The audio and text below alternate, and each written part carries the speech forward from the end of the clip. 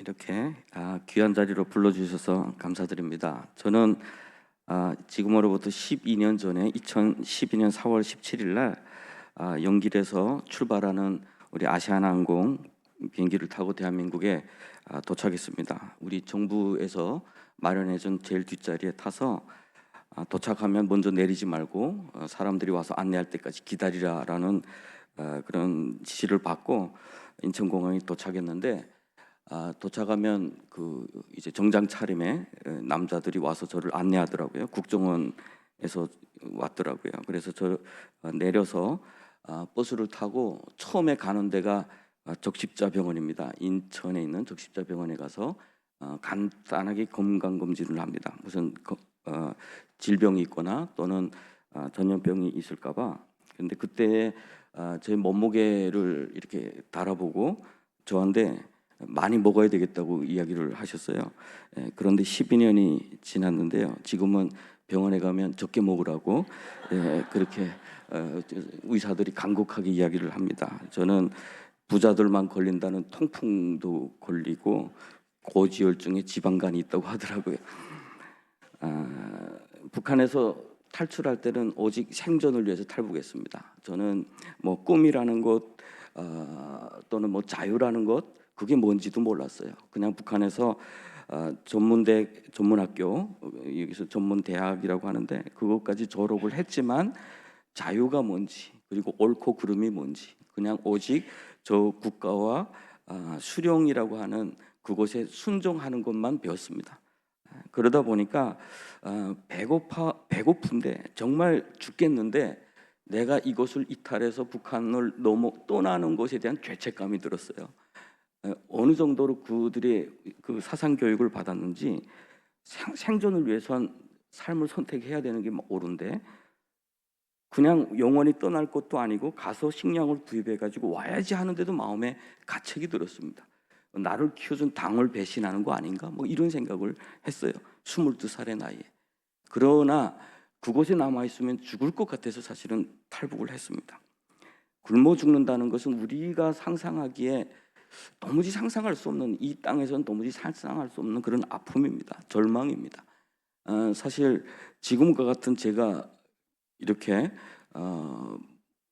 잘 먹고 살도 이렇게 찌고 배고팠던 때 이야기를 하고 지금도 배고픔 속에서 사는 사람들에 대한 이야기를 하는 것이 사실은 부끄럽습니다. 죄책감도 들고요. 그런데 사람은 잘 굶어 죽지 않아요. 무엇도 먹을 수 있는 사람입니다. 풀뿌리도 먹을 수 있고 나무 껍질도 벗겨 먹을 수 있는 사람이에요. 그런데 정말 죽는다면 최악 중에 최악입니다. 그리고 단순히 음식이 없어 굶주려서 죽는 게 아니라 그렇게 죽어갈 때는 함께 숟가락을 뜨는 사람들 사이의 갈등과 서로 배제하고 미워하고 그런 것도 또 고통이에요. 단순히 배고팠다라고 하면 그것이 어떻게 보면 그때는 배고팠지라고 기억이 낭만적으로 기억할 수도 있지만 북한에서 겪었던 배고픔이 그렇게 할 수 없는 이유는 그 배고픔 때문에 우리는 너무나도 많은 사람을 미워할 수 있었고 미움 당했고 서로 경계했고 서로 살려고 생존하려고. 북한에서 자라면서 한 번도 누군가를 위해서 사랑하라, 누구를 도와주라라는 말을 들어본 적은 있는 것 같지 않아요. 원칙이 있어요. 혁명적 동지애라는 건 있습니다. 수령을 위해서 함께 가는 길에서 서로 돕고 하는 것은 혁명적 동지애인데 생존을 위해서 살아가는, 서로 각자의 삶을 살아가는 데 있어서는 그런 영역이 아니에요. 서로 돕는 영역이 아니고 오히려 감시의 영역입니다. 그리고 누군가가 이탈할까 봐, 대화를 이탈할까 봐. 그래서 북한에서 말하는 혁명적 동지애는 대오를 이탈하는 자에게 총을 쏘는 것도 혁명적 동지애에 속합니다.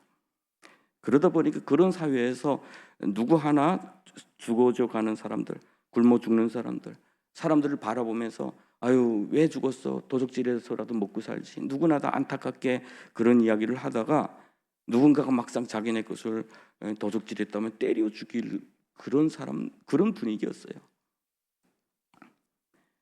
국가가 정서가 좀 국민들이 정서가 흔들리기 시작하니까 북한이 선택한 것은 그들에게 식량은 줄 수 없고 그들을 공포스럽게 하기 위해서 90년대는 곳곳에서 공개 처형을 실행했어요.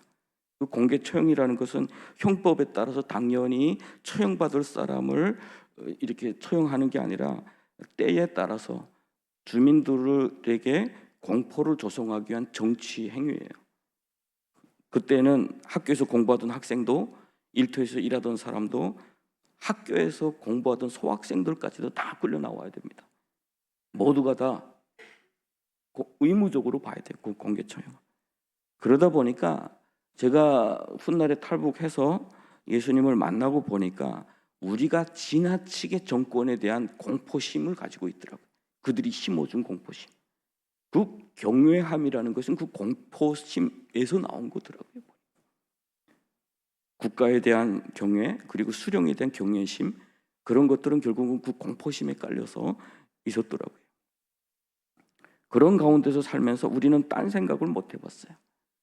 이것이 잘못됐구나 이런 생각을 못 해봤어요. 이렇게 굶어 죽는데 이것이 다 외부에서 미국 때문인 줄 알고 남한 때문인 줄 알았어요. 북한에서 전쟁 준비를 하기 위해서 그렇게 식량을 많이 비축한다고 교육을 했어요. 그것을 포탑 하나를 유지하기 위해서 얼마만큼의 어떤 기름이 사용되는지를 늘 우리한테 설명을 해줬어요. 그래서 그때 많은 사람들이 한결같이 했던 이야기가 있어요. 전쟁했으면 좋겠다. 이렇게 죽을 거면 차라리 전쟁에서 죽는 게 낫겠다. 전쟁이라도 하면 감춰진 그 쌀이라도 나올 것 같으니까 그런 이야기를 사실은 많이 했죠. 저도 나름대로 그 땅에서 살아가야 될 최선을 다해서 살아봤던 것 같아요. 뭐 산에서 나무도 해봤고, 뭐 학교 졸업하면서부터 장사라는 것도 한다고. 그러다가 정말 이제는 아무것도 할 수 없구나라고 할 때 탈북을 했어요. 그만큼 어떻게 보면 북한에서 쇠뇌된 대로, 교육받은 대로 내 몸은 그들에게 충성을 다 했더라고요. 보니까 오늘날도 북한 주민들은 대다수가 그렇게 살고 있습니다. 요즘에 북한은 남한과의 관계를 완전히 끊어버리고 단절시켰어요. 그리고 북쪽에 북중 국경 도시에는 철조망을 아주 높이 쳐놨어요. 그리고 지뢰까지 지금 깔아놓고 있다고 합니다. 큰 감옥으로 만들어 놓고 있어요. 그리고 한국 영화 봤고 또는 외부의 소식을 들었던 사람들에 대해서 엄격하게 지금 처벌을 하고 있습니다. 그 이유 중에 하나가 북한 주민들이 이제는 세상에 대해서 많이 알기 때문에 그런 것 같아요. 그럼에도 불구하고 북한 뉴스나 TV를 보면 아직까지도 젊은 군인들이 김정은이가 방문할 때 눈물을 흘리면서 환호하는 모습을 보면 제가 마음이 너무 아파요. 사실은 제가 탈북해서 느꼈던 것이 북한 주민들이 가장 큰 고통은 배고픔도 고통이지만 가장 큰 고통은 그들이 고통을 모르는 고통이 있어요. 자유가 무엇인지 모르는 고통이에요. 제가 지금 12년이라는 시간을 대한민국에 살면서 점차 자유라는 것에 대해서 깊이 그 맛을 느끼고 있어요. 자유 아니면 죽음을 달라라는 말은 자유를 이미 잘 알고 누릴 줄 아는 사람들이 하는 말이에요. 북한 주민들은 그건 몰라요. 북한에서 가장 부정적인 단어가 있어요. 자유분자. 우리 뭐 교회라면 교회 잘 안 나오고 뭐 예배 잘 빠지고 이런 사람들, 학교 잘 나와야 되는데 잘 안 나오고 이런 사람을 가리켜 자유분자라고 불러요. 아주 부정적 단어에 자유가 사용이 됩니다. 그런데 북한 주민들은 그게 몰라요. 그것이 무엇인지 몰라요. 어떤 분들이 북한에 가보고 나니까 평양시 보니까 괜찮게 사는 것 같아요. 얼굴도 꽤 밝은 것 같아요. 옷도 꽤 남한처럼 잘 입은 것 같아요. 물어보니까 그들이 행복하대요. 자기들 왜 잘 사는데 남한에서 저런지 모르겠다. 우리 놔두면 좋겠다. 이런 말을 들으면 사람들이 우리가 정말 북한을 위해서 뭘 한다는 게 잘못된 거 아닌가? 이렇게 생각하는 분들이 정말 많아요. 그런데 여러분 아세요? 그들이 마약에 마취된 거예요. 자기 고통을 지금 모르고 있어요. 옛날에 마르크스가 종교는 아편이라고 불렀어요. 종교는 아편이다. 왜 아편이냐면 자신들의 삶의 운명이 그렇게 비참하고 아픈데 종교를 통해서 마취를 시켰다고 가르쳤어요. 그래서 그것을 버리고 이제는 없는 자들이 힘을 합쳐서 부르주아들을 때려눕히고 우리 프로젝트 이탈리아 혁명을 만들어내자. 이게 공산주의였거든요. 그래서 그 앞편은 두 가지 의미예요. 자기 현실 인식을 못한다는 거예요. 자기 고통을 마취시킨다는 거예요. 그리고 허망한 꿈을 가진다는 거예요. 그런데 공산주의가 바로 그거예요. 북한이 주민들에게 심어주는 것이 바로 그거예요. 좋아지겠지. 고난의 행군이 지나면 이제 좋은 세상이 올 거야. 계속해서 북한은 주민들에게 거짓말을 하면서 당을 믿어, 수령을 믿어. 그러면 잘 사는 날이 올 거다. 그리고 너희들은 이미 복을 누리고 있는 사람들이야. 북한에 그 구호가 많아요. 수령복 있다, 장군복 있다, 태양복 있대요. 태양복. 그렇게 살아온 것이 가장 큰 비참한 거였어요. 탈북하고 나서. 처음에 탈북을 해서 다음 날부터 충격을 받은 게 있어요. 우리가 옥수수 매달 때문에 굶어 죽어요, 사람이. 뭐 그때 당시 사람들이 정말 먹은 것들 보면은 탄수화물 조금만 있어도 사람의 생명은 또 유지가 될 수 있어요. 그게 부족해서 그렇게 죽어가는데 그렇게 많은 양도 아니거든요. 그런데 중국 땅에는 음식물 쓰레기가 넘쳐나는 거예요. 짐승도 잘 안 먹고 겨울에 연길 시내를 걸어가고 있는데 화수구가 매서 퍼내는 거 보니까 모두가 음식물 쓰레기였어요. 그 충격이었습니다. 우리는 왜 강 하나 사이 두고 이렇게 살아가지? 우리가 추구했던 어떤 고상한 꿈이라는 게 과연 뭐였지라고 하는 거예요. 북한에서 우리에게 심어줬던 뭐 혁명의 미래라고 하는 그게 과연 뭐였지라고 하는 생각을 정말 많이 했던 것 같아요. 저는 이렇게 이야기를 해요. 아마 하나님께서 저 땅을 여셔서 우리 대한민국 성도들이 저 땅에 들어가 볼 수 있다면 아마 두 가지 때문에 두 가지를 후회할 거다라는, 그리고 회개해야 될 거다라는 생각을 하는데, 그것이 우리가 생각하는 것보다 너무 열악했다. 북한 주민들이 살아가는 그것을 우리는 같은 시대에 살아가면서 그들을 위해서 기도를 하지 못했다라고 하는 것과, 두 번째는 우리가 만족하지 못했다. 하나님이 이미 우리에게 주신 그 복에 만족하지 못했고 늘 불평했다라고 하는, 그들의 삶을 보면 그게 깨달아질 것 같아요. 이렇게 마음껏 예배 드릴 수 있다는 게 얼마나 큰 축복인 줄 아세요? 저는 강제 북송도 당해봤어요. 예수 믿고 나서. 예수 믿고 강제 북송된 사람들이 가장 한결같은 어떤 그 두려움이 있어요. 꿈속에서 주여라는 말이 나오지 않을까? 꿈속에서 흥얼흥얼 찬양이 나오지 않을까? 주일날이면 강제 노동에 참여하다가 하늘을 바라보며, 남쪽 하늘을 바라보면서 저 땅에서 예배가 진행되고 있겠구나라는 그런 생각을 하면서 기도 제목은 딱 하나, 하나님 오늘은 주일이에요. 우리에게 제발 힘든 일만 좀 차려지지 않게 해주세요. 주님을 잊지 않게 좀 해주세요.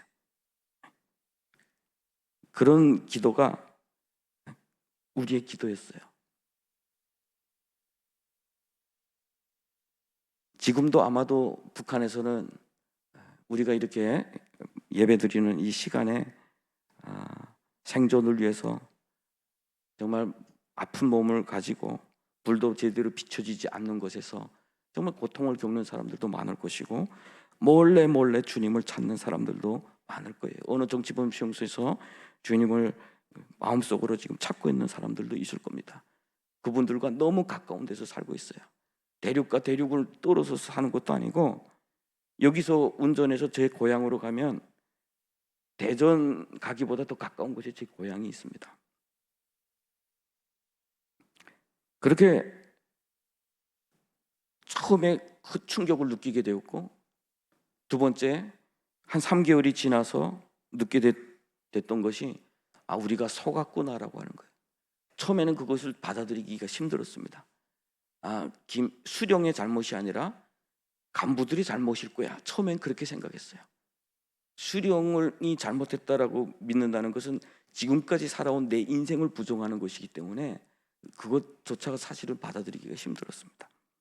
그런데 어느 날 확실하게 이건 우리가 속았다라고 이렇게 깨닫는 순간 비로소 마취에서 벗어난 통증을 느끼기 시작했어요. 너무 아프고 너무 배신감이 들고 너무 중어심 가운데서 치를 떨게 되고 어떻게 하면 복수할 수 있지라는 생각을 정말 많이 했던 것 같아요. 우리의 삶이 안정이라는 것은 허락되지 않아요. 중국에서 우리가 어디 가서 신분이 없기 때문에 안정적인 일자리를 얻을 수도 없고요. 뭐 일을 한다고 해서 돈을 다 제대로 받을 수도 없고요. 어느 정도 일하다 보면 중국 공안이 dom치면 도망쳐야 돼요. 그런데 청년들이 모이면 함께 했던 이야기가 있어요. 올해 겨울까지만 좀 견디자. 견뎌서 돈 좀 벌어가지고 어떻게 북한에 나가서 총 좀 뺏어가지고 오자. 삶의 목표가 오직 복수. 중어심 가운데 그냥 중어심이 우리의 삶의 동력이고 살아가는 이유였던 것 같아요. 북한에는 복음 통일이 가장 중요한 것 같아요. 우리가 남북한의 뭐 통일을 생각을 할 때 뭐 경제적으로 많이 따지는 것 같아요.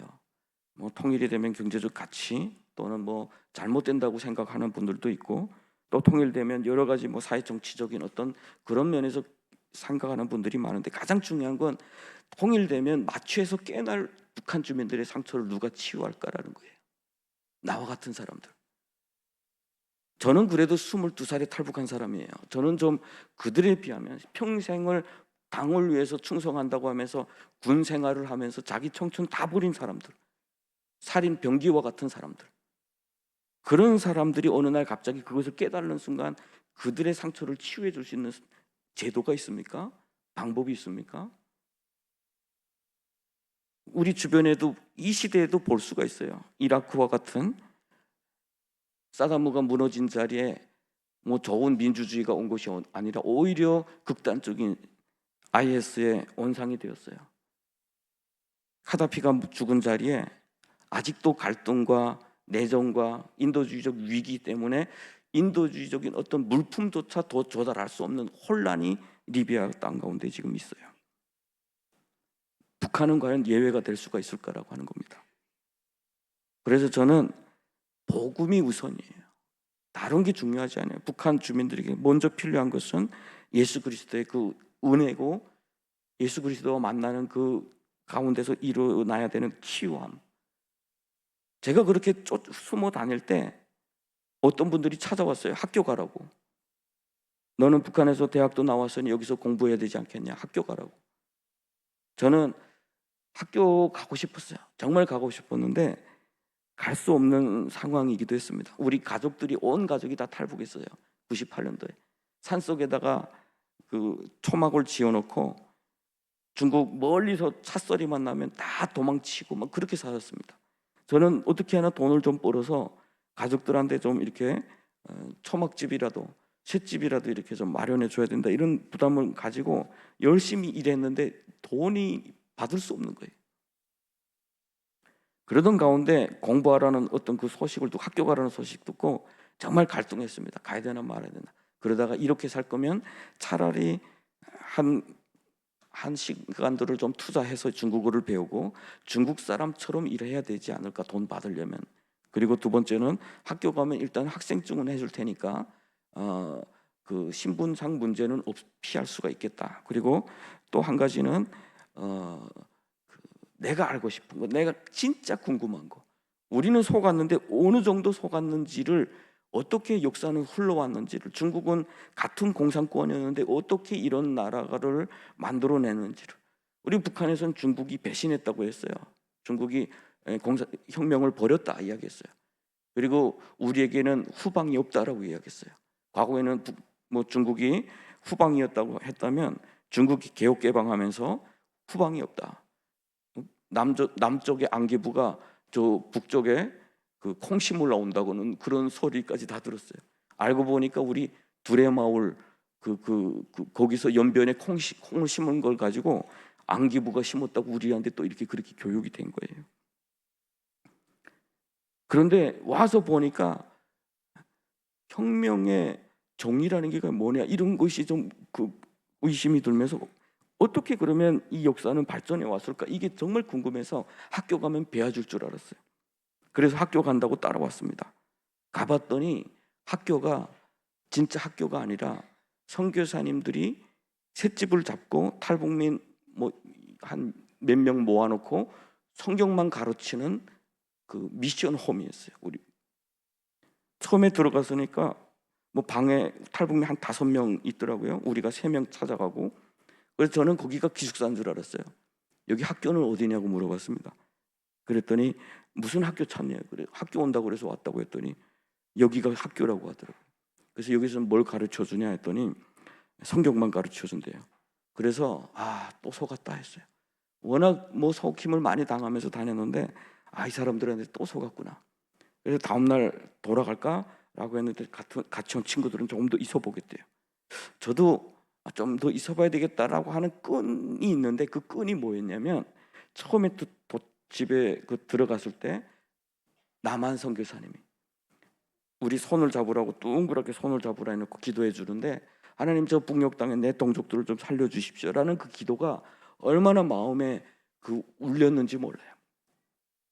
그동안 밖에서 살다 보면 아이고 너네 김정일이 때문에 참 못 산다, 어떻게 그렇게 굶어 죽을 수 있느냐, 이런 동정의 소리는 많이 들었는데, 누군가가 저 땅에 동족들을 살려주십시오 이렇게 간절하게 기도하는 건 처음 들어봤어요. 그래서 거기서 남아있기 시작하고 그분들 따라서 성경을 읽기 시작하면서 점차 예수님을 영접하게 되었습니다. 사실 공산주의는 이념이나 모든 면에서 아주 학문으로 보기도 어려워요. 뭐 철학도 아니고, 그들은 철학이라고 이야기를 하지만 사실은 아주 거의 종교 수준, 종교인데 현세 종교라고 할까요? 아주 부족한 점이 너무 많습니다, 공산주의는. 그런데 공산주의의 아주 막강함이라 할까요? 사람들의 종교성을 완전히 없애버린다라고 할까요? 반종교적인 어떤 그런 교육을 워낙 많이 하기 때문에 지금 공산주의가 무너진 그런 나라들의 선교가 아주 어려운 것을, 공산주의는 무너졌는데 그 사람들 속에 남아있는 유물론적 세계관, 세계를 다 물질로 보고 있는 그 세계관을 바꿔내는 데는 정말 오랜 시간이 걸려요. 그리고 종교에 이렇게 헌신하고 헌금을 내고 11조 내고 이것을 다 북한에서는, 그런 공산권에서는 착취로 봅니다. 착취 계급의 착취 수단으로 봐요. 그러다 보니까 헌금하기도 또 어렵고요. 그런데 저희들도 그런 생각을 가지고 아주 질문을 많이 가지고 왔어요.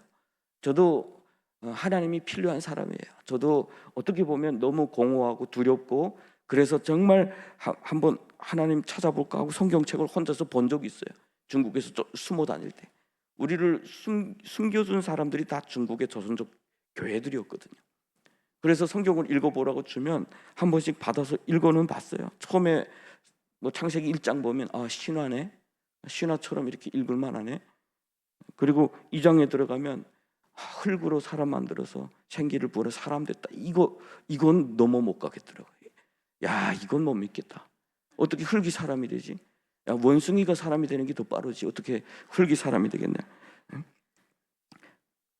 하나님은 필요한데 이건 아니다 해가지고 버린 적이 몇 번 돼요.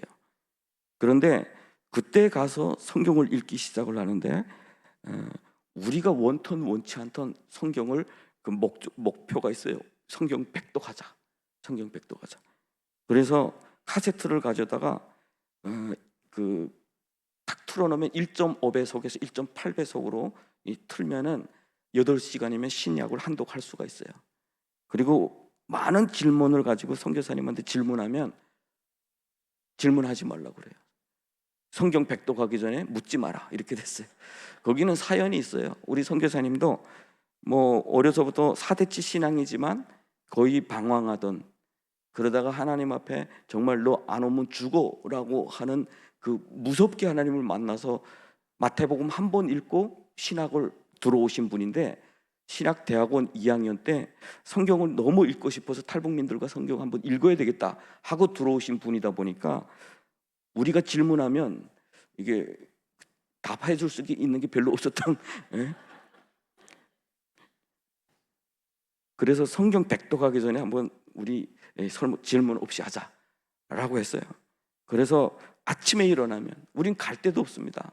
탈북민들이 그렇게 그 아파트에 있으면 위험해요. 그리고 중국은 방음이 잘 안 돼요. 찬양도 큰 소리로 못 해요. 기도도 큰 소리로 못 해요. 그리고 밖에 토요일 날, 주일 날 한 번씩 밖에 나가서 운동을 하는데 그때는 2명이 나가서 저 멀리서 기다리고 또 2명이 내려가고 함께 우르르 쓸어 다니지 못해요. 그럼 바로 신고가 들어가요.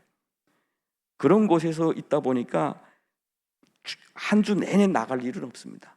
아침에 일어나면 기도하고 바로 성경 통독이 들어가요. 찬양을 듣고 또 성경 통독 들어가고 신약만 연속적으로 계속 읽었던 것 같아요. 처음에는 반항심도 생기고 그 화려한 외부상을 보면서 갈등도 생기고 하는데 모든 사람의 그 간절함이 있지 않아요. 어떤 사람은 병이 낫기 위해서 주님을 간절히 찾는 사람도 있고, 저 같은 경우는 저 북한 어떻게 그 증오심 망해야 되는 저 북한 어떻게 해야 되나라는 그 간절함 때문에 하나님이라면 그러면 저 땅을 바꿔줄 수 있는가라고 하는 것 때문에 결국은 그 자리에 앉아 있게 됐어요. 계속해서 성경을 읽고 하는데 성경에는 능력이 있습니다. 견고한 진이라면, 공산주의가 우리 가운데 만들어 놓은 것이 견고한 진이라면 복음은 그 진을 파하는 능력이 있습니다. 그렇게 해서 점차 우리 입에서 아멘이 나오기 시작했어요. 처음에는 저 데리고 갈 때 저를 데리러 오신 분이 기도를 해줬어요. 그런데 옆에 친구는 아멘 했는데 저는 아멘도 나오지 않았어요. 안 믿는데 어떻게 아멘이 나오겠어요. 그리고 들어가면서 사도신경 주기도문 암송했느냐 해서 못했다니까 학교 가면서 그걸 암송 못했냐고. 그때는 꽤나 좋은 학교인 줄 알고 뭐 엄청 이렇게 막 이렇게 문턱을 높여서 제가 가면서 암송하면서 갔는데 결국은 학교도 아니었어요. 그 가운데서 점차 그 하나님에 대해서 사모함이 생기고 말씀이 역사하고 꿈속에서 막 말씀이 그 역사하면서 그 가슴이 뜨거워지기 시작했어요. 그러면 또 하나 해결해야 될 문제가 있는데, 그것이 북한 사람으로서 탈북한 죄도 북한에 돌아가면 거의 살지 죽을지 몰라요. 그런데 거기다 예수까지 믿었다면 무조건 죽어야 됩니다. 그러니까 무조건 예수를 받아들이기 전에 한 가지 고백이 되는 것이 있어요. 주를 위해서 죽겠습니다. 이거는 무조건 넘어가야 되는 거예요. 이렇게 평화로운 곳에서는 그런 고백은 어떻게 보면 극단적인 고백이라고 할 수 있겠지만 우리는 그것은 필수 과목이에요. 주님이 점점점 우리 가운데서 역사하기 시작할 때 우리는 함께 그런 고백을 했어요. 북한을 위해서 순교합시다. 그래서 아침마다 일어나면 인사말이 북한을 위해서 순교합시다 이런 거였어요. 처음에는 우리 선교사님과 함께 살아가는데 문화적인 어떤 다름 때문에 조금 불편도 있었어요. 어제 본 사람 오늘 아침 봐도 또 인사하는 문화는 북한에는 없어요. 같이 살아가는 사람은 어제 봤으니까 아침에 일어나서 잘 잤어 하면서 또 뭐 이렇게 인사하는 게 너무 부담스러웠어요, 사실은. 그런데 북한을 눈 뜨면서 잘 잤어라기보다 북한을 순교합시다가 더 편하더라고요, 그게 또. 그래서 그렇게 인사를 이렇게 하면서 순교자들의 전기를 가서 읽기 시작했습니다. 그러다가 순교자에 나오는 사람들의 이름을 이렇게 나눠 가지기 시작했는데 제가 제일 늦게 간 사람이다 보니까 저는 그 느낌을 몰라요. 그러니까 다들 좋은 이름은 다 가지고 왔어요. 주기철, 선양은 뭐 이런 이름은 다 가지고 가고 나도 좀 하나 좀 주세요 했더니 우리 선교사님이 외국 이름 뭐 누군가를 이렇게 주는데 우리 민족 이름 좀 없어요 했더니 그럼 최건능 목사님 이름 가져라 그래서. 북한엔 권능이라는 단어를 안 써요. 그러니까 그 개념 잘 모르고 성경에 그럼 그 단어가 나옵니까 했더니 사도행전 1장 8장 또 펴 보이더라고요. 그 권능이. 그래서 김권능이 됐습니다. 많은 분들이 물어봐요. 무슨 권능이냐고. 혹시라도 뭐 그림자가 지나면 병이 낫냐고 물어봤는데 그런 권능은 하나도 없습니다. 그때 오늘까지 살 줄 알았으면은 조금 더 겸손한 이름 더 좀 심각할 때 찾았을 텐데 그때는 그런 거 없었어요. 그냥 우리는 그 훈련 받을 때 훈련 받고 그 해 겨울에는 우리 파송된다 이렇게 하고 훈련 시작이 됐거든요. 그러니까 뭐 산다 그런 개념 없었어요. 그런데 예수 믿고 나니까 해방되는 게 있었어요. 처음에는 공포로부터 해방이 됐어요.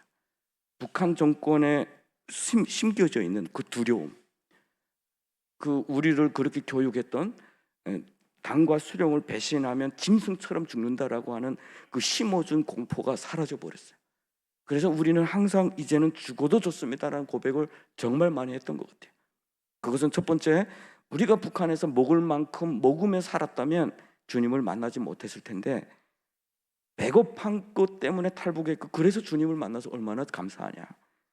하나님을 모르게 살았다면 우리가 평생 그렇게 살다가 지옥에 빠졌을 텐데, 자기 죄 가운데서 살았을 텐데, 우리의 그 고통 가운데 갈 데가 없고 우리를 받아주는 곳이 없기 때문에 우리가 주님을 만나서 얼마나 감사하냐. 그래서 우리 통독반의 상황은 아주 열악했어요. 그런데 그 크게 종이에다가 감사시를 써붙였습니다. 그 감사시가 한국에서 보내온 그 교재를 보다 보니까 너무 좋아요, 감사시가. 그래서 그걸 가져다 써서 붙였습니다. 우리 북한 문화에 구호 문화거든요. 구호. 북한에 가 보시면 각 곳에 구호를 써 붙였어요. 산에도 들에도 당을 따라 천만리 이렇게 그런 것을 다 써붙인 곳에서 살다 보니까 우리도 나름대로 그 신앙에 대한 그 고백이 구호로 붙여지더라고요. 이렇게 벽에다 붙였는데 지금까지 두 가지는 아직도 잊혀지지 않아요. 울며 빵을 먹게 해주셔서 감사합니다. 그래서 배고픈 자들의 그 서러움을 알 수 있기 때문입니다 라고 하는 것과 불의한 시대에 태어나게 하셔서 감사합니다. 그래서 그 하나님의 의로우심을 우리가 알 수 있기 때문입니다 라고 하는 이 두 가지는 우리를 불행해 했던 것이었어요. 하나는 배고파서 불행했고, 어떻게 음식물 쓰레기가 넘쳐나는 세상에서 우리는 배고파서 죽어야 됐지? 라고 하는 것이 고통이고 수치심이었어요. 그런데 예수 만나고 나니까 그게 감사였고, 불의한 시대에 태어났다. 눈 떠보니까 북한입니다. 눈 떠보니까 북한이었어요. 그래서 그냥 그렇게 살았을 뿐이에요. 그게 얼마나 나는 왜 그 땅에서 태어났을까? 그것이 엄청난 어떤 불행이었죠. 그런데 그것이 오히려 하나님 안에서는 감사로 바뀌더라고요. 그래서 복음 앞에서는 어떤 복음의 능력이 있냐면 증오를 감사로 바꾸는 능력이 있어요.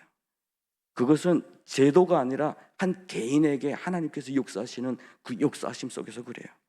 우리 함께 믿었던 모든 사람들이 다 그런 고백을 했어요. 사연은 다르고 아픔은 다르지만 복음 안에서의 그 고백은 다 똑같습니다. 주님 때문에 감사합니다. 그리고 주님 앞에서 저 나라를 하나님께서 회복하신다면 우리의 아픔과 상처를 내려놓겠습니다라는 그런 고백을 하게 됩니다. 대한민국에 3만 5천 명의 탈북민들이 살고 있어요. 그들 중에 지금도 밤에 수면제를 먹지 않으면 잠 못 자는 사람들이 많아요. 낮에 열심히 자기의 몸을 괴롭히면서 일하고 들어와서도 수면제를 먹지 않으면 잠을 못 자는 사람들이 많다. 저 땅에서 겪어왔던 그런 아픔과 상처가 그들을 괴롭혀서 몸부림치는 사람들이 많습니다. 북한도 마찬가지, 중국도 마찬가지예요. 그들이 주님을 만나야 참된 소망이 있게 돼요. 저는 제가 개인적으로 그런 고백을 했고 우리 모두가 그런 고백을 했기 때문에 그때 생각했어요. 북한에 필요한 건 식량이 아니라 복음이 없구나라고. 만약에 그런 가난이 북한에 왔을 때 거기에 교회가 있었다면, 예수 믿는 사람들이 있었다면 그런 불행은 없어졌거나 아니면 감소됐을 수 있겠구나. 잊었더라도 그것이 깊은 상처로 남지는 않았겠구나. 왜냐하면 그 불행 가운데 누군가가 헌신해서 누구를 돕는 어떤 그런 모습도 함께 보았다면 사람들에게는 살아갈 어떤 그 희망이라도, 그래도 살만해라고 하는 그런 끈이라도 가질 수 있지 않았겠습니까? 그렇게 예수를 믿고 신앙생활을 하는 과정에 참 아픔도 많이 겪었어요. 예수 믿는다고 모든 일이 다 만사형통하지는 않더라고요. 특별히 저하고 함께 예수 믿었던 친구들 중에 강제 북송돼서 20대 나이에 순교를 당했어요. 십자가의 어떤 그 복음을 뜨겁게 전하다가 북한 보위부에서 납치돼서 끌려나가서 순교당하신 분들도 있고, 북한에서 단간부 출신했지만 정말 그 땅에서 하나님께서 나를 이 땅에 불러주셔서 천국 가게 하셨다고 그런 고백을 하면서 정말 그 신실했던 그런 크리스천, 저는 그때 아버지 뻘이었던 그런 분이 북송이 돼서 결국은 다른 청년들을 오히려 살리다가 북송돼서 순교당하는 그런 아픔도 함께 겪었습니다. 그럴 때마다 저는 하나님 앞에 부르짖었어요. 언제까지입니까? 라고. 그리고 이 좋은 사람들 남겨두시면 조금 더 일을 많이 하실 텐데 왜 이 사람들을 이렇게 데려가십니까? 그런 기도를 참 많이 했던 것 같아요. 그리고 한 번은 사람들을 데리고 기차를 타고 성경 공부하러 가다가 중국 공안에 잡혀서 한 4명이 도중에 이렇게 북송시켰어요. 남은 사람 몇 명하고 같이 그 심양에 도착했는데 그때 마침 주일입니다. 예배 드리러 가야 되겠다라고 이렇게 교회 찾아가서 예배를 드렸는데 마침 그때 목사님이 설교가 거듭남에 대한 설교였어요. 니고데모와의 대화였습니다. 그때 저는 마음속에 주님, 거듭남이 참 중요한데 이렇게 죽어가는 사람들은 어떻게 할까요? 라고. 주님을 만나는 그 은혜도 참 중요하고 그렇게 구원을 받아야 되는데 이렇게 예수 믿기도 전에 이렇게 잡혀가서 죽는 사람들을 어떻게 할까요? 라고 하는 거. 훗날에 보니까 그렇게 생각하시는 분들이 참 많아요. 빅토르 위고 같은 사람도 비참한 사람들의 그 삶을 바라보면서 했던 이야기가 영혼은 치유받을 수 있는데 운명은 치유해주는 약이 없느냐라고 하는 그런 질문을 했었더라고요. 북한 주민들의 영혼 예수 믿고 치유받을 수 있는 어떤 그런 약은 있어 보이는데 그들의 운명은 과연 치유받지 못하나라는 그런 생각도 참 많이 했어요. 그러다가 2001년부터 제가 탈북민 구출 활동을 했습니다. 한국의 남한에 보내는, 그때부터 남한의 그 선교사님들이 철조망을 열고 남한으로 가는 길을 열기 시작했어요. 그 사이에 뭐 사연들도 사실은 많은데 그때부터 그 일을 하다가 2001년 7월에 제가 나도 남한에 가야 되겠다라고 떠났습니다. 모두 7명이 떠났는데 저하고 저의 아내가 중국에서 만났던 그 아내하고 이렇게 같이 출발했는데 임신 7개월이 됐어요. 저는 주를 위해서 죽겠습니다. 막 이렇게 살다가 어느 날 임신했다는 소리 듣는 순간 얘를 우리와 같은 불행에서 살지 않게 해야 되겠다라는 것과 주를 위해서 죽겠다라는 그 사이에 갈등이 생겼어요. 나처럼 고생을 시키지 말아야 되겠다 얘는. 그래서 하나님 앞에 7달만 내가 현장에서 주를 위해서 일하겠습니다. 왜냐하면 그때 당시 몽골을 통해서 대한민국 오는 길이 3개월 걸렸어요. 그러면 내가 하루도 남김없이 다 여기서 일하고 7개월 만에 출발해서 한국에 딱 도착하면 대한민국에 와서 그냥 낳기만 하면 이 아이 태어나서 내 고향은 대한민국이라고 말할 수 있다면 그럼 되겠습니다라고 생각해서 출발했는데 체포됐어요. 중몽 국경에서 체포되고 저하고 함께 갔던 팀은 제가 먼저 하루 가서 거기를 살피다가 체포된 거예요. 이렇게. 그리고 배가 이렇게 불러왔으니까 사막을 하루 밤새 걸어가야 되거든요. 길을 잃지 않은 조건에서 하루 밤새 걸어야 돼요. 사막을, 고비 사막을. 그러니까 그 체력을 비추러 가기 위해서 제가 데리고 갔고 상황을 좀 살피기 위해서 데려갔다가 체포됐어요. 하루 뒤 늦게 오는 팀은 우리가 체포되다 보니까 당황해서 사막 속으로 그냥 들어가서 결국에는 고비 사막에는 무사히 들어갔는데 길을 잃어버렸어요. 7월에 그 몽골의 고비 사막에서 닷새를 버티다 보니까 거기서 12살 된 아이가 목숨을 잃게 됩니다. 그 아이 이름이 철민인데 그 아이를 통해서 영화가 나왔어요. 크로싱이라는 영화가. 그 아빠 역을 했던 사람이 차인표 씨예요. 영화에 그런 대사가 있죠. 하나님 왜 남한에만 계시고 북한에는 안 계십니까? 라고 하는. 그 아들을 그렇게 잃었어요. 저는 강제 북송돼서 북한에 끌려 나갔는데 처음에는 북한에서 저를 알아보면 우리 같이 죽어야 되니까 서로 모르는 것처럼 하고 나가자고 그랬어요. 서로 부부간이 아닌 것처럼. 그래야 이 사람이라도 살 수 있다 해가지고 그래서 거기서 한 16일 정도, 한 거의 20일 정도 있다가 거기서 기차를 타고 출발해서 나왔습니다. 이렇게 나올 때 뱃속에다 이렇게 손을 얹고 기도를 이렇게 하는데 태동 느껴지는 거 있죠. 이렇게 막 그때 모른다 하고 못 나가면 안 되겠다 이렇게 결정했어요. 왜냐하면 서로 모른다 하고 나갈 경우 무조건 이 아이는 낙태를 당해야 돼요. 중국에서 임신한 모든 여성들에 대해서는 낙태를 시키고 있기 때문에 우리 둘 다 북한 사람이라고 해야 그래도 희망이 있지 않을까 생각을 해서, 그러면 우리 서로 북한에서 나를 만약에 알아보면 어쩔 수 없이 그냥 따라다녔을 뿐이다라고 이야기를 해. 그리고 어떡하나 당신은 살도록 우리 한번 노력해보고, 가는 동안은 우리가 부부간으로 나간다. 우리가 먼저 애한테 사형 판결을 먼저 내리지는 못하겠더라고요.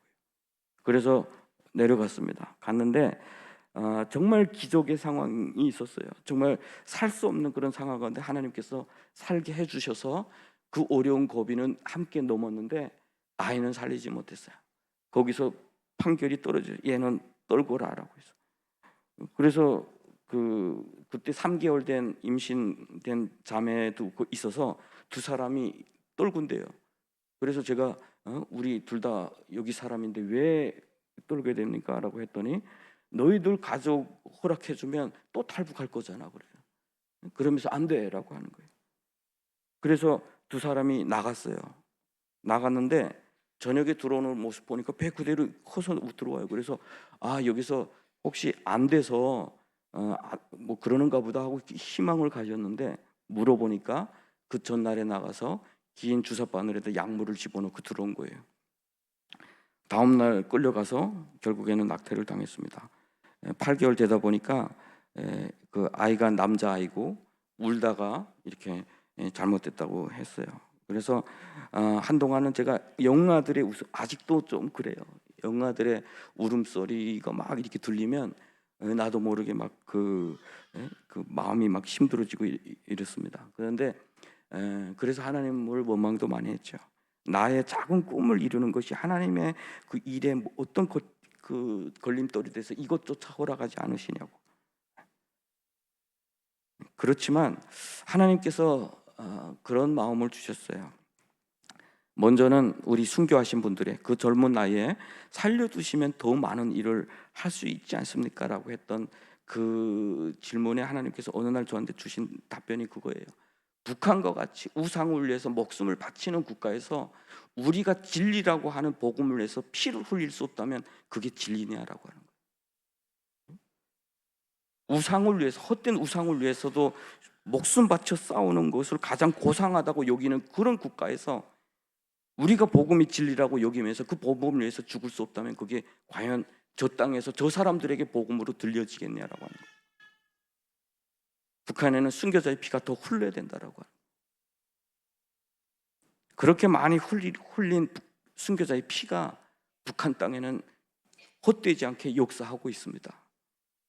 훗날에 제가 감옥에 갔는데요. 중국 감옥에 끌려갔는데 북한에서 당간부 출신으로서 마약을 팔다가 들어온 사람, 국가의 당자금 마련을 해서 마약을 팔다가 들어온 사람이 있었습니다. 북한 영사관에서 그 사람은 돈도 계속 넣어주고 하더라고요. 그런 사람이 제가 이렇게 지나가는 걸 보면서 다른 탈북민들이 쟤는 북한에 가면 죽을 애야 라고 이야기를 하니까 그 평양에서 온 당간부 출신이 그러더래요. 야, 저런 사람들은 죽는 거 두려워 안 해. 그러더래요. 그 소리를 저한테 누군가가 전해주는데 가책이 되더라고요. 저는 하나님 살릴 수 있으면 살려주십시오 이런 기도를 하고 있었거든요. 그런데 오히려 북한의 보위부나 당 간부들이 기독교에 대해서 우리가 생각하는 기독교보다 더 고상하게 생각합니다. 왜냐하면 순교자들 때문에 그래요. 하나님께서 저 땅을 여시기 위해서 이미 역사를 행하고 계신다고 저는 믿습니다. 그래서 언젠가 하나님께서 우리를 들어가라고 하실 때 저들은 이미 교회에 대해서 알고 있을 가능성이 더 커요. 박해하면서 기독교인들을 짓밟으면서 그들이 복음을 위해서 어떻게 순교하고 어떻게 주님을 사랑했는지 그 모습을 바라보면서 그들은 오히려 기독교를 기다리고 복음이 그 나라가 오기를 기다리고 있는 사람들이 많을 수도 있어요.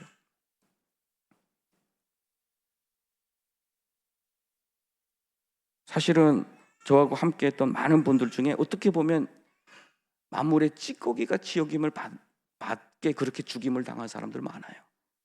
딸 한 명이 부부간이 다 북한에 끌려나가서 순교를 당하고 딸 2살짜리가 남아 있었는데 중국 어딘가 입양이 됐는데 아직 찾지도 못했어요. 지금 살아있다면 24살 정도 됐을 텐데 그 딸도 지금 찾지를 못했습니다. 주님을 믿는다는 것은 결코 우리의 삶이 이전보다 더 낫다는 건 아닌 것 같아요.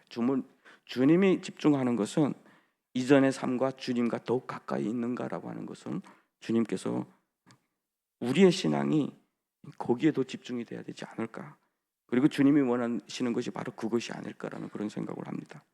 물론 하나님께서 사랑하는 자에게 마음껏 이 땅에 기름진 것으로 복을 주실 수도 있어요. 그것을 누릴 수도 있습니다. 그렇지만 기억해야 될 것은 한쪽에서는 예수님의 그 이름 때문에 박해당하고 죽어가는 자들이 있음을 기억하고 기도해야 된다고 저는 생각을 합니다. 그리고 저는 다시 탈북을 해서 우리 탈북민 구출 활동을 또 다시 하다가 2002년 3월 14일 날 이런 사건이 하나 생겼어요. 베이징에 있는 스페인 대사관에 우리 탈북민 25명이 중국 경찰을 밀쳐내고 뛰어들어간 첫 번째 사건이 있었어요. 그 사건 때문에 중국에서 전 세계 매스컴을 타고 보도되니까 중국에서 이런 자들을 엄격히 처벌을 하는 지시가 떨어졌어요. 그래서 2002년도 4월 달 제가 현장에서 일을 하다가 중국 공안에 체포되었고 한 2003년도에 그 12년 판결을 받았습니다. 중국에서. 그래서 판결을 받고 중국에서 복역 생활을 하고 10년이라는 감옥 생활을 했어요. 감옥 생활을 하는 27살에 감옥에 들어갔고요. 저는 그 감옥이라고 하는 데는 하고 저하고는 상관이 없는 줄 알았어요. 그런데 막상 들어가 보니까 거기도 사람 사는 데더라고요. 처음에 들어가 보니까 저보고 이렇게 들어오자마자 군기를 잡느라고 양꼬치를 먹느냐고 물어봐요. 그래서 먹습니다. 그래서 몇 개 먹냐 해서 20개 먹는다니까 20개는 먹지 말고 10개만 먹으래요. 그래서 감옥에 왔는데 무슨 양꼬치를 주나 했어요. 목을 두려고 해서 들었더니 여기를 요 목젖 있는 데를 이렇게 때리는 게 양꼬치 한 개더라고요. 그래서 그 10개를 먹고 이렇게 얻어맞고 그렇게 감옥 생활이 시작이 됩니다. 막 이렇게 문신한 막 그 모든 것이 다 누구 탓처럼 이렇게 바라보는 그런 무리 속에서 처음에는 두렵기도 했어요. 그래서 선해 보이는 사람이 있어서 어떻게 들어오셨습니까? 그러니까 사기죄로 들어왔대요.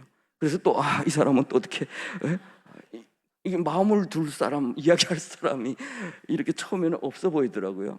그런데 지내 보니까 우리 모두가 죄인이다라고 하는 그래 우리와 같은 모든 생각과 마음을 가진 사람들 그렇지만 우리와 같은 하나님의 은혜를 받지를 못했던 그런 사람들이 이렇게 범죄를 하고 이곳에 들어와 있구나라는 그런 긍휼한 마음이 또 이렇게 들었어요. 사형수들하고 또 함께 지내기도 하고 사형수들이 끌려나갈 때 복음을 전하기도 하고 그러면서 감옥 생활을 시작을 했고 장춘이라는 곳에서 이렇게 감옥 생활을 했는데 쉬운 일은 아니죠. 그런데 가장 문제는 뭐냐면 다른 이 감옥에 들어가면 묻는 게 있어요. 판결을 받은 다음부터는 언제 들어왔냐 이렇게 묻지 않아요. 얼마 남았냐 이렇게 물어요. 사람들이 집에 갈 날이 얼마 남았냐. 그곳에서 고통을 견디는 이유는 집에 갈 그날을 위해서인 거예요. 10년이든 20년이든 그래요. 그런데 저한테 물어보는데 저는 10년이 남았는데 12년 중에서 2년은 살고 남았는데 10년이 남았는데 10년 후에는 없어요. 북한으로 또 끌려가야 돼요. 북한에 끌려가면 북한에서 가장 싫어하는 죄를 지었기 때문에 미래가 없습니다. 그게 어떻게 보면 같은 희망을 가지고 살아가는 사람들 속에서 희망이 없음으로 살아가는 게 조금 힘들기도 했어요. 그래서 하루 하나님께서 허락하신 오늘이다. 모든 사람은 그렇게 생각해 보니까 그렇더라고요. 모든 사람은 시한부다. 나는 이미 정해놓은 시한부 인생으로 산다고 생각을 해서 한동안 힘들었는데 어느 날 하나님께서 그걸 깨닫게 해주셨어요. 모든 인생은 시한부가 아니냐라고. 하나님께서 허락한 오늘 위에 내일은 어떤 일이 일어날지 누구도 모른다는 거예요. 그래서 오늘의 의미를 두고 살아야겠다라고 해서 어쨌든 감옥 생활 열심히 했습니다. 감옥 생활해서 열심히 하게 되면 점수가 쌓이는데 점수 쌓인 대로 이렇게 제출을 하면 감형을 받을 수가 있어요 또. 그래서 감형을 2년 받았더니 제일 놀라는 사람이 중국 경찰이, 감옥 경찰이 저를 불러서 왜 감형 받느냐고 그래요. 열심히 했더니 감형 받았습니다 했더니 그분이 그러면 열심히 하지 말라 그래요. 그러면서 그분들이 저를 생각할 때는 예수 믿는 사람이라는 개념보다는 인권 운동가, 자기 동족들을 살리다 들어온 사람 이렇게 생각을 해요. 그러다 보니까 내가 너를 존경하니까 산 개가 죽은 정승보다 낫다 했으니까 살아라. 그러면서 자기가 있을 때, 자기가 군무 설 때 저 직장 일터에서 일하다가 유리창이라도 하나 깨래요. 그렇지 않으면 누구 뒤통수라도 때리래요. 그러면 자기가 다 깎아주겠대요. 그게 유혹이 또 되더라고요. 저녁에 들어 살아야지. 그래. 막 이게 역사 속에 수치를 견디고 산 사람들이 있잖아요. 와신 상담도 있고 그런 생각도 하면서 스스로를 또 합리화하다가 보니까 나는 하나님 믿는 사람이라고 누구나 다 알고 있어요. 주변에서 다른 탈북민들도 이건 아니다. 살려고 저렇게 비굴하게 할 거면 사람들이 얼마나 조롱할까. 예수 믿는 사람들도 저렇다고.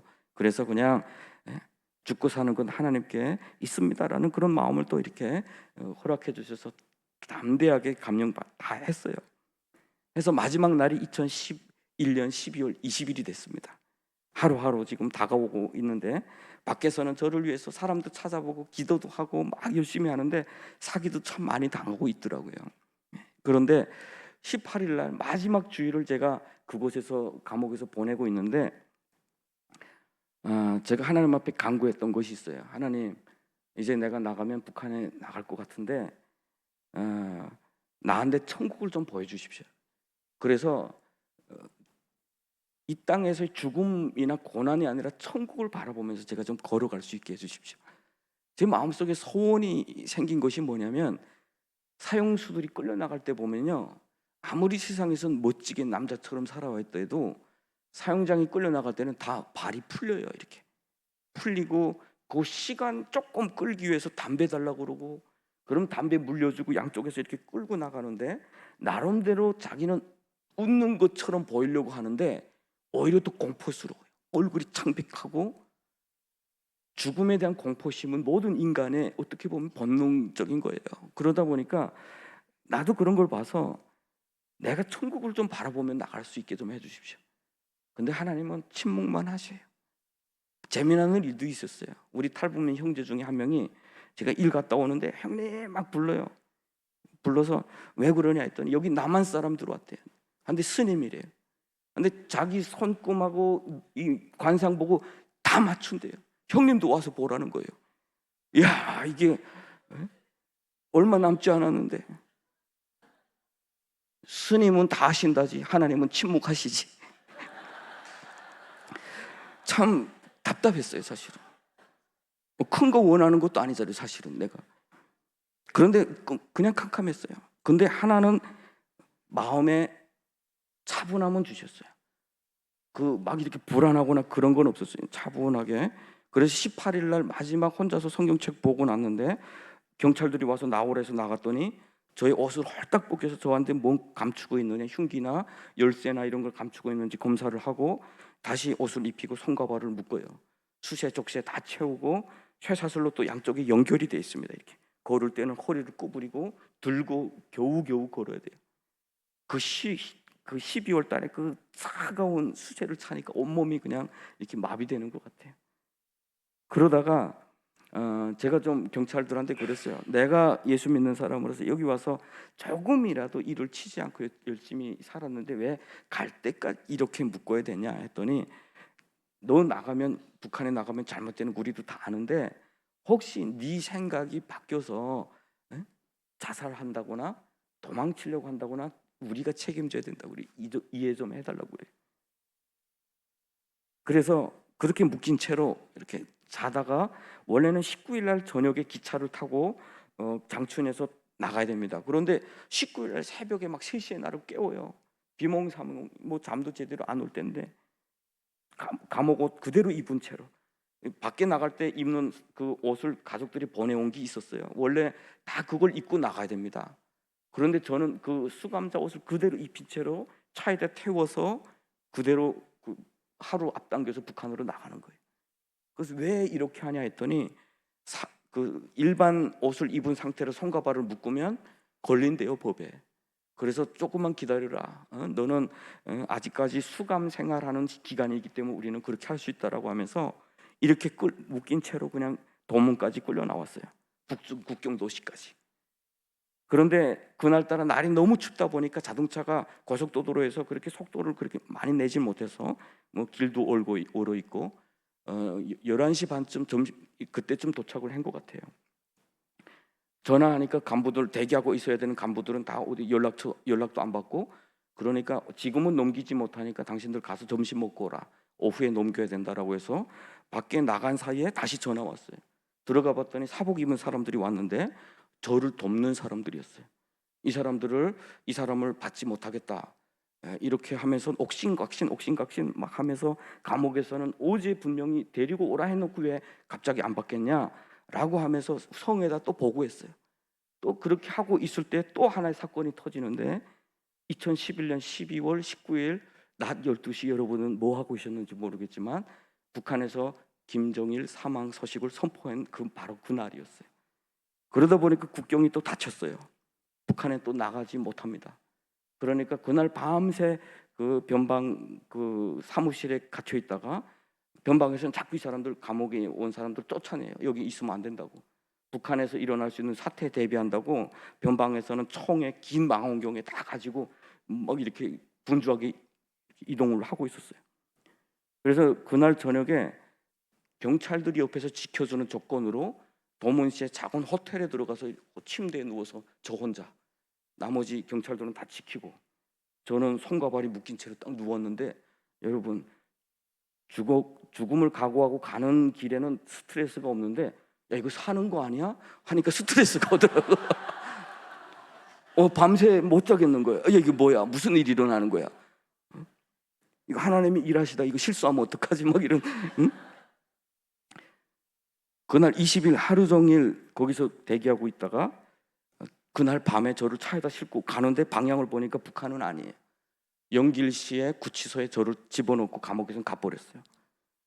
그때부터 경찰들이 저를 엄청나게, 완전히 저를 180도 다 바뀌었어요. 사람들이, 상황이 다 저를 돕는 사람들이 나타나기 시작했어요. 그래서 3월 달에 국적불명자로 영길공항국에서 저를 연길해서 풀어줬어요. 그래서 국적불명자로 풀려나게 됐고, 제가 풀려나게 되니까 한국 정부에서 이 사람을 우리한테 보내라고 그 여권을 보내왔어요, 저한테.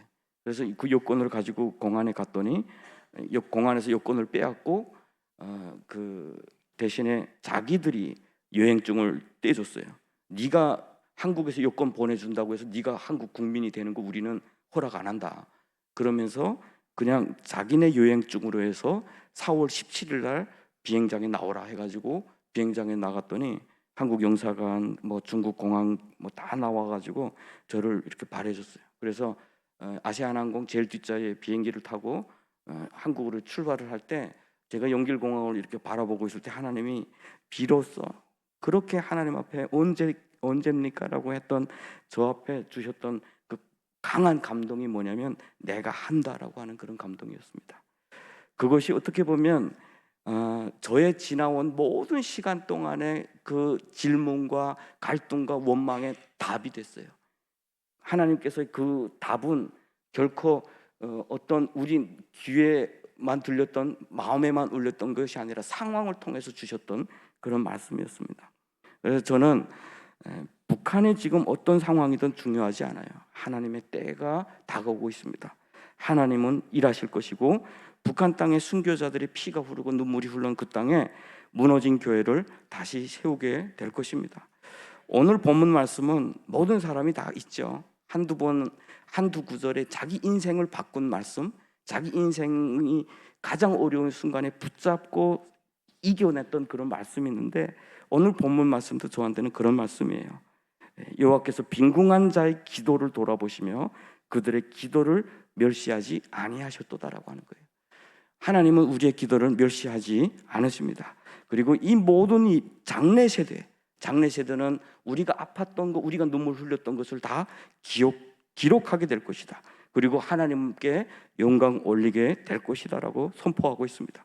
그리고 가장 중요한 말씀은 그의 높은 성소에 계신다. 우리 하나님께서 그 자리에 계신다. 그것이 제가 감옥에서 느꼈던 가장 어려울 때 하나님 안 계시지 않습니까? 라고 했을 때에 하나님께서 저한테 주셨던, 하나님이 그 성소에 계신다라고 하는 그 믿음을 주셨을 때 저는 정말 위로를 받았어요. 상황이 중요하지 않아요. 하나님이 그 자리에 계심을 바라보는 사람에게는 복이 있습니다. 순교자 스데반에게 하늘이 열리면서 나타났던 것은 그 보좌에 계신 하나님이셨어요. 에스레겔에 그 포로된 땅에 끌려가서 희망이 없다고 보여졌을 때 하늘이 열리며 보좌에 계신 주님을 보여주셨어요. 성소에 계신 그 주님을 바라보는 우리는 결코 무너지지 않습니다. 세상을 이길 수가 있습니다. 그리고 갇힌 자의 탄식을 들으신다. 죽이기로 정한 자를 해방한 자. 그 하나님의 그 역사하심이 제가 그 감옥에서 있을 때 저한테 주시는 그 말씀으로 그대로 들려졌어요. 그러면서 비전, 하나님의 그 꿈을 꾸게 된 것이 뭐냐면 통일이 되어서 그 통일의 영광이 우상에게 갈 일은 없을 것이다. 통일은 모든 열방이 저 나라를 위해서 하나님이 큰 일을 행하셨다라고 하는 그때 하나님께서 저 땅을 여실 것이다 라고 저는 믿습니다. 그때 민족들과 나라들이 함께 모여서 하나님을 섬기시려다. 마지막 때를 준비하는 것이 어떻게 보면 이 시대에 가장 불행한, 기독교 박해지국 22년 동안 연속 가장 심각한 땅, 그렇지만 저 땅을 들어서 하나님께서 오실 그 마지막 때를 예비하는 거룩한 땅으로 우리 하나님께서 사용하실 줄로 믿습니다. 그래서 포기하지 말고 저는 좀 기도해 주시기를 바라요. 그리고 제가 한국교회에 감사하는 것이 있습니다. 97년도에 탈북했을 때 여기는 IMF 기간이었더라고요. 98년도에 제가 선교사님 만났을 때 선교사님이 그런 고백을 했어요. 대한민국의 국민은 나라를 살리겠다고 금을 바치고 나라를 살렸다. 그런데 한국 교회는 그것을 달러를 바꿔서 우리 동포들한테, 우리한테 지금 보내왔다는 거예요. 선교사를 파송했다는 거예요. 자기가 공항에서 그것 때문에 가책을 느꼈대. 내가 과연 가도 될까? 이 달러가 없어서 나라가 휘청거릴 때 내가 달러를 가지고 과연 저들에게 가도 될까라고 이야기했을 때 하나님께서 가라. 그래야 이 나라를 살리겠다라는 믿음을 주셔서 왔다라고 우리한테 이야기를 해주셨어요. 근데 얼마나 감사했는지 몰라요. 그리고 나서 그때 들어왔던 선교사님들 때문에 오늘날 대한민국에 200여 명의 우리 탈북민 목회자가 있을 수가 있었어요. 그때 하나님을 만났어요. 저도 만났고 우리 여기에 탈북민 목회자 80%가 그때 선교사님들 통해서 예수님을 만났습니다. 그리고 50여 개의 탈북민 교회가 있어요. 그 교회는 그 어려운 시기에 헌금해서 북한 선교를 위해서 헌신했던, 기도했던 교회와 성도님들의 열매가 우리 눈에 보이고 있습니다. 북한은 안 보일지 북한을 바라보면 언제입니까? 라고 할지 몰라도 하나님의 눈으로 하나님 일하심을 보면 하나님은 지금 열심히 일하고 계시고 자신의 일을 확장시키고 계십니다. 앞으로도 저 땅을 위해서 기도하는 하나님의 긍휼한 마음을 가지고 기도하는 교회와 주님의 백성들에게 하나님께서 함께하여 주시고 하나님의 놀라우신 역사를 보게 하여 주실 줄로 믿습니다. 기도하겠습니다.